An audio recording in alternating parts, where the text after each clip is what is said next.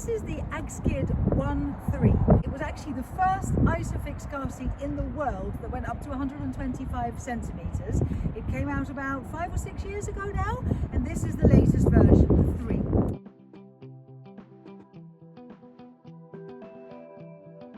I do actually have one at home which is black, but I had the opportunity today to have a play with this green one, so I thought I'd make a video with this colour.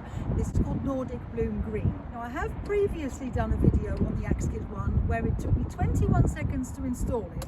I don't actually have a timer on me this time, so I'm not quite sure how long it will take, but it shouldn't be too far off 21 seconds. So let's do it.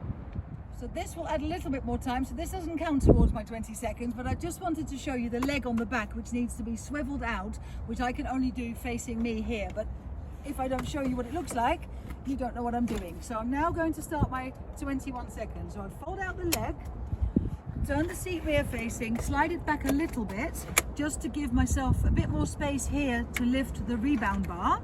You then click it into the ISOfix, let go of the bar, which is spring loaded, turn this knob until you think you might break it because it's quite stiff, but you won't, until it does that hard click. Then I'm going to go down into the footwell, press the button here at the top of the leg, lower the leg down, lock it into place. Voila! I didn't time it, but I don't think it was that far off 20 seconds. And then one thing left to do is to attach the side impact block to the side of the seat, so that when it comes out of the box, there is a black cover here. You remove that cover just by pulling this lip. And then on the back here, you've got these 4 little knobbly bits that fit into these 4 holes. So you click them on there and slide it down. The great thing about the Axkid One 3 is its flexibility in terms of legroom. So depending on how much space you can give the seat, you can give the child as little as this, or if you can move the front seat quite far forward, you can slide this lever here at the back and the seat glides along its frame, and look at this amazing amount of legroom you can give the child.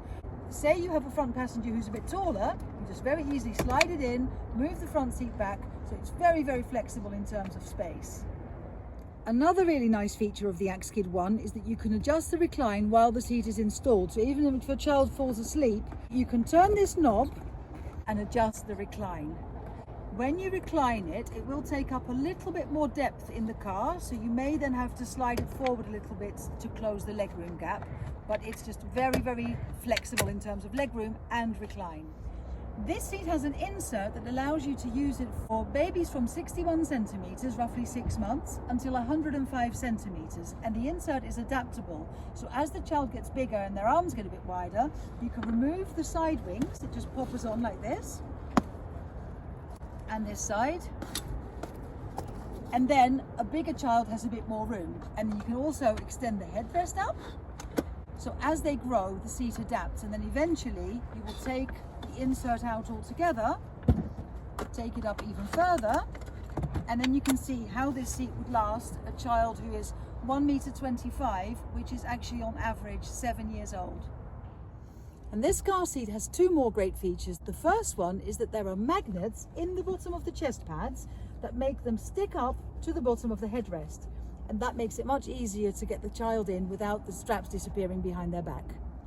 And another great feature is the easy climb frame. Not only does this frame absorb impact in a crash, but it also, as you can see here with these little hands, allows the child to climb in by themselves. So they can use their hands to hold on to this bar with one, this bar with the other, and then it's very easy for them to climb in. So that's how you install and adjust the Axkid One 3. Thank you very much for watching. If you have any questions, please leave them in the comments, and I'll see you next time.